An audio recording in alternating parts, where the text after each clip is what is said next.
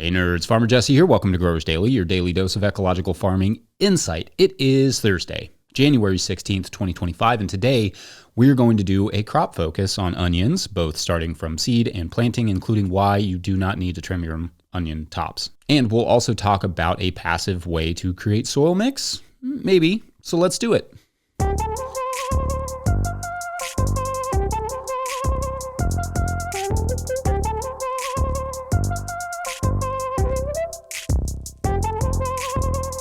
All right, well, beautiful Thursday to you, and I'm feeling pretty good, actually, pretty rested, because I think I fell asleep at like 7:45 last night, which if I could pull that off every night, I totally would.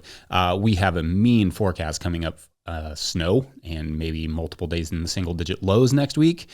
I need a Florida farm, I'm just saying. So today I want to talk about growing onions from seeds because that's what's on my mind. Well, onions and shallots.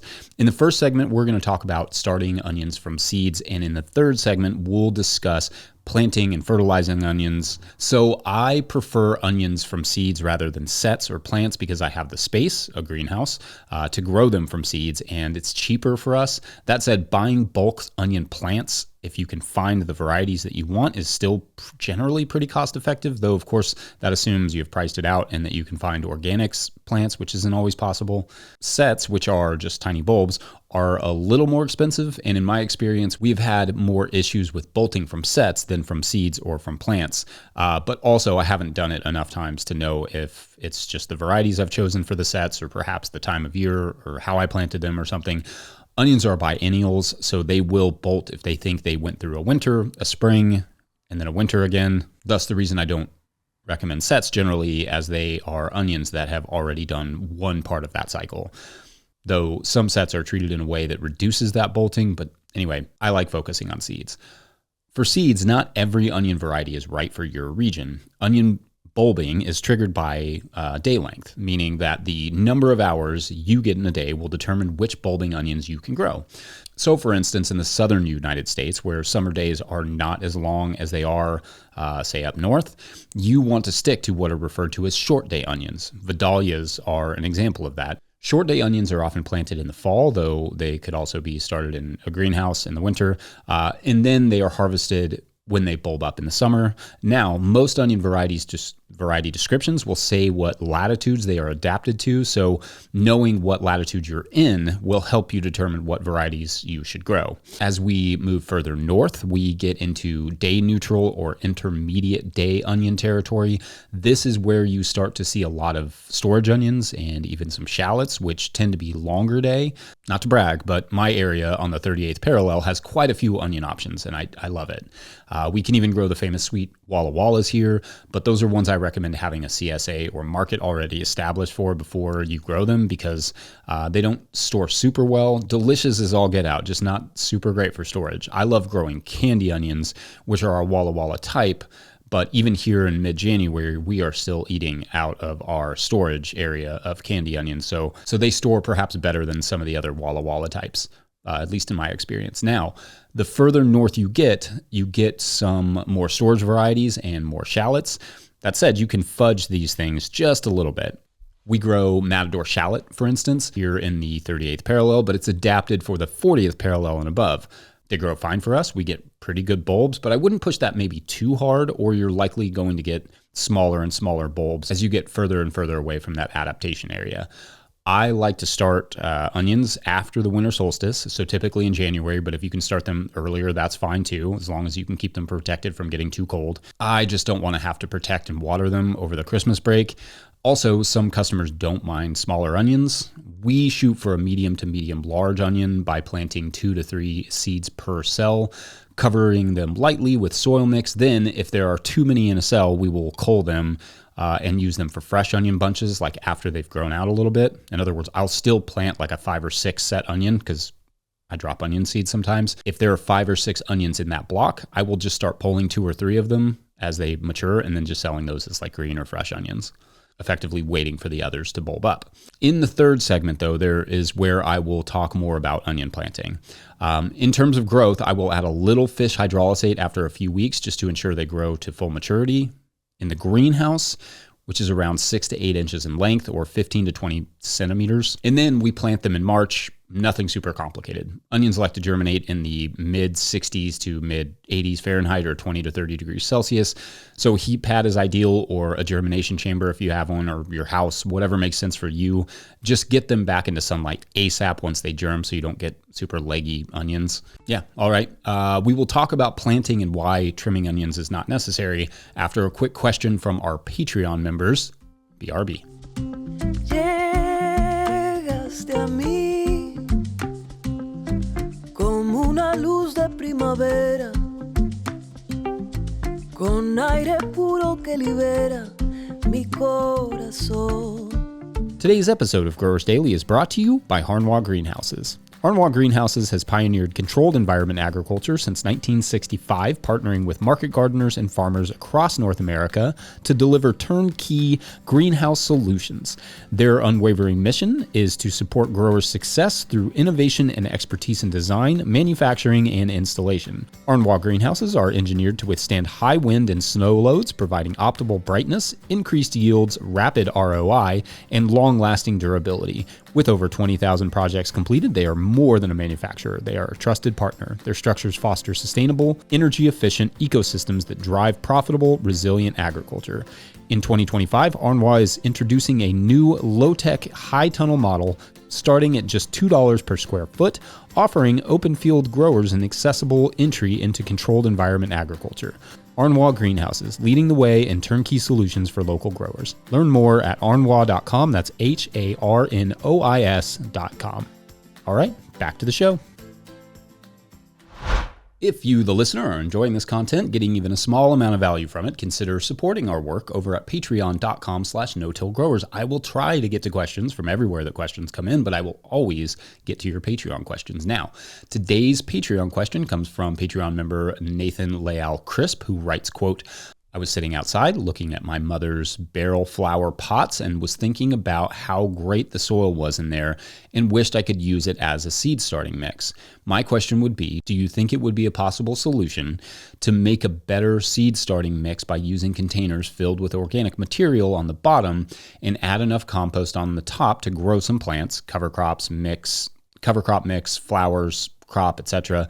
Then when that is done decomposing and you have grown some plants and you have compost/seed starting like substance that has already some associations with plants and the microbes that work with the plant, making the growing medium more like something you find in nature because something is always growing in it.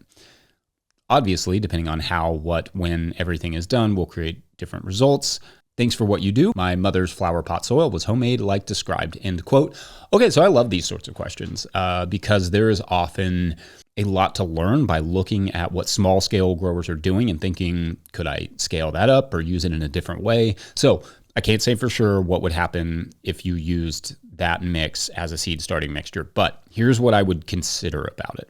First, if I understand the potential you saw here, you were basically suggesting maybe build a mound or a windrow or a large container of organic materials, apply a cap of compost or something seeds would germinate in and grow in, grow that out, terminate it, and then use that mixture once it is decomposed a little bit as a seed starting mixture, right? Or maybe you're just suggesting growing in pots that way and then using the mixture the next year as a soil mix, and then maybe I'm just like trying to scale it up. Either way, I think it works out the same.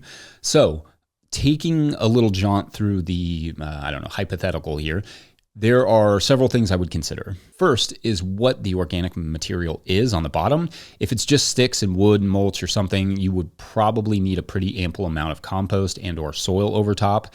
And it wouldn't hurt to chip the material a little bit just to give it more surface area, make it easier to break down. You could also sort of think of this like hugelkultur, where a pit is dug and then filled with logs and then sticks and then green plants or nitrogenous material of some kind, then compost and or soil mix is poured over top of that. So that could be a model I would potentially use for building this system on a larger scale, though maybe skip the logs because those won't break down quickly enough. Next, water is going to be a big part of this system, as you will need water not just to germinate the cover crop, but to grow them out and enable the decomposition below ground. Lots and lots of water will be required for that. Then you grow that cover crop, terminate it, and I would definitely cover the pile probably with a water source underneath of whatever tarp you use or whatever you have and allow it to decompose further, then you would probably want to sift it all before using and even consider just a little bit of blood meal for nitrogen or something like that. But it probably would be pretty robust soil mix on its own, with potentially, like you suggested, a nice buildup of those plant associating microbes from the cover crop. Whether it would be worth all that work, hard to say. If you had equipment and materials, though, it wouldn't hurt to play around with it. Might be a nice passive alternative to peat moss-based mixes. I can't remember if I've mentioned this or not, but I don't think so. Our buddy Paul Wargo from Mountain Roots Farm in Tennessee sent me a video where he found a really great preliminary result using screened wood chips layered with chicken manure that he let mature for a few months in a vertical composting setup. Then he just used that as a soil mix, and it outcompeted his other soil mix. It could be a very simple version of this, which again is peat-free, albeit without the plant associations. But I personally love the idea of generating passively made soil mixes like that. I also think there is some potential in reusing soil mixes from containers as long as you amend them a bit, unless you didn't take anything out of them, like in the case of cover crops, which you're basically growing a crop and then just putting it back in the ground instead of removing any of those nutrients for like you would with a food crop. Anyway, fun question, and I look forward to hearing any examples of that or thoughts on that from the comments, and we'll discuss those tomorrow for Feedback Friday Day. I don't think I have to put day at the end of that, but what's done is done. For now, let's get back to discussing onions. Be right back. Today's episode of Growers Daily is brought to you by Peaceful Heritage Nursery. If you're looking for hardy and resilient fruit trees, berry plants, or pawpaw trees, then check out Peaceful Heritage Nursery. Peaceful Heritage Nursery LLC is a mail-order nursery shipping premium quality fruit trees and berry plants across the USA.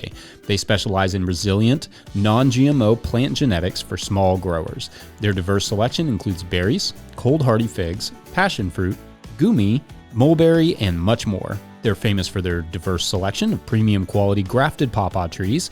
5-star Google ratings and customer testimonials attest to their commitment to excellence in quality and service. Find them at peacefulheritage.com and join their mailing list. Once again, find them at peacefulheritage.com. Use the promo code NOTILL, all caps, one word, for 10% off your first order. All right, back to the show. All right, so yes, continuing on with our onion focus, at some point in time, you will have to plant your onion seedlings. So we should probably talk about how to get them in the ground. Again, we grow our seedlings out to about 6 to 8 inches or 15 to 20 centimeters before planting. But that's somewhat arbitrary because we will usually just get them in the ground in mid-March regardless of what size they're at. But usually we want them at roughly that height if we can. Now, basically, everyone on the internet will tell you to trim the onions before planting them to create bigger bulbs. But as I discussed in the onions video I did a year or two ago, which I will link in the show notes, that's not really true. It's one of those pervasive garden myths that floats around and everyone believes because it's been around for so long. And to be fair, I actually believed this idea as well for a really long time because it's just like a thing people say. But eventually I was like, wait, is that accurate? Because I do that with basically everything. So the science says that a long time ago, a lot of the bigger onion growers were struggling with planting onions because onion leaves and roots tend to tangle together, making it difficult to separate them. These growers wanted to know if trimming the tops would harm their onion yields. So researchers looked into it, and the answer that they found was somewhat nuanced, but more or less, yes, it will probably hurt your yields a bit, but the economics may bear out in the labor it saves you. So if it will help you to get your onions in the ground faster, then you can trim, but you may just lose a little yield and likely just lose more onions to disease. And then they give examples of like, if you trim it at this many days, you'll lose X percentage of your yield, whatever. Then someone presumably saw larger growers trimming their onion tops and assumed it boosted yields, and the idea took off.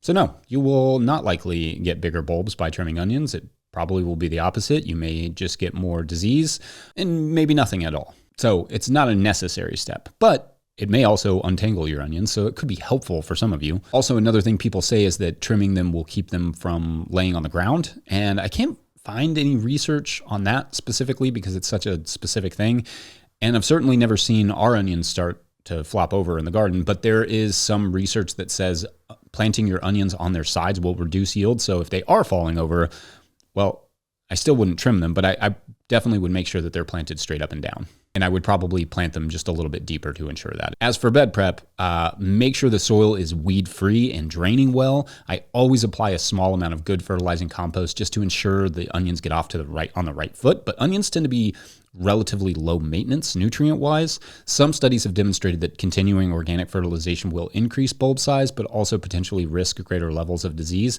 In fact, a conventional 2022 study from the Great Lakes found, quote, synthetic fertilizers and insecticide inputs can be reduced substantially without compromising onion bulb yields, and this should lead to greater profits and a reduction of chemicals in the environment, end quote. So effectively, people have been adding fertilizers like kind of throughout the life of the onions, and what we're learning is that that may actually decrease yields. So interesting finding. Could be entirely contextual. Hard to say. So anyway, I like the initial compost application and then just keeping the beds clean. The weed-free part is important. Weeds will beat up on any crop, but especially onions. Not only can they scarf down nutrients and water, but also keep dew on and around the onion plants, increasing disease susceptibility. This is, like I've mentioned before, not a crop that I interplant for that reason. I space my soil blocks with, again, 1 to 3 plants per block on a roughly 8-inch by 8-inch grid with 6 rows on a 48-inch bed. Or if we're going to do that in metric, that's 20 centimeters by 20 centimeters on the grid on a 122 centimeter bed. Now, I say roughly 8 inches because I mark the beds with a gritter from Never Sink Farm, and the gritter is more like 7.75 inches by 7.75 inches. But as you can see, that gets a little bit wordy. So 8 by 8 is fine. You get the idea. Push each block into the soil enough so that the block is completely covered, because if you don't do that when you're planting, they'll dry out. But I try not to cover the bulbs too much. It doesn't seem to really hurt them, but it's not necessary for me. I just want the block to not dry out. That's all I'm worried about. If you're going to irrigate them, drip is preferred. Keeping the leaves dry is ideal for disease management. I know that I've mentioned disease here several times, and to be honest, we've never really had any issues with disease or pests in our onions, which we're thankful for, knock on wood. I don't know if this thing is real wood, but I'm sure someone is thinking, well, healthy soil will help protect your plants from disease, which is true, but don't push it. Wet leaves are a playground for disease, so no need to risk, keeping them wet with overhead irrigation if you don't have to. All right. I think for planting and starting onion seeds, we've got that covered. We are still quite a ways out from needing to harvest and cure them, so I will save that for its own segments closer to that time and wrap it up there. Patreon members, make sure to get your questions in. Also, anyone is welcome to go hang out over at the No-Till Growers Forum and converse with all the nerds over there. And it's free and open to the public, and you don't have to log into Facebook to see it, which I think is a huge bonus, personally. Make sure to cheer on your Brighton and Hove Albion Seagulls today as they play Ipswich. Now, you would think that the official Premier League football club of No-Till Market Gardeners would be Ipswich, since they're called the Tractor Boys. But the reality is that it's actually Brighton Seagulls. So funny how those things work out. Anyway, huge shouts to Willie Breeding for the theme music and the team at No-Till Growers. Pick up a copy of the Living Soil Handbook or the Seed Farmer over at notillgrowers.com to support our work. Big thank you to everyone at patreon.com/notillgrowers, where at a certain level, or if you just bump up from one level to another, or you sign up in the month of January, you get a shout out in the show. So big shout outs today to Chris Butler and Life on Promise View Acres. All right, so this is a story about a group of cave divers, and they, where they go and they dive into caves and they search for, things, and they map it out, and they're poor mothers. But anyway, in this one particular cave, let's call it Life on Promise View Cave, they find some hidden treasure. So they all kind of get really excited, and they stuff their waterproof fanny packs with golden coins. But then when they come up, they realize that the earth has gone back in time. And when they think about it, and they all get together and they're trying to figure out what happened, they figure out that the earth has gone back in time to the exact number of coins that they took. So they have to go back to that cave where they went cave diving, which was a very difficult one, just for the record, and put the coins back. But then it's a whole story of, people having to deal with how much power they have, and then the fear of other people having that same power now that the cave has been mapped. So yeah, I would read that. That sounds like a good book. I also hope it doesn't actually happen in real life. Yeah. Anyway, Thanks for watching and or listening. We will see you tomorrow, provided nobody takes the coins. All right. Have a great Thursday. Bye.